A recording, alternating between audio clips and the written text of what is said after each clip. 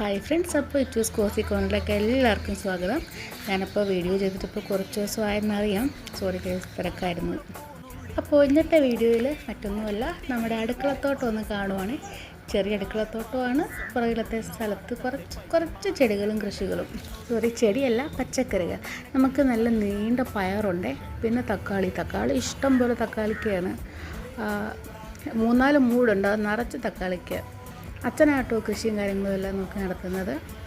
പിന്നെ നമുക്ക് ബ്രിഞ്ചാളുണ്ട്, അത് ചെറുതായി വരുന്നതേ ഉള്ളൂ, ഞാൻ കാണിച്ചേ ഉള്ളൂ. പിന്നെ കോവൽ, കാന്താരി, പച്ചമുളക്, അങ്ങനെ കുറേ ഐറ്റംസ് ഉണ്ട്.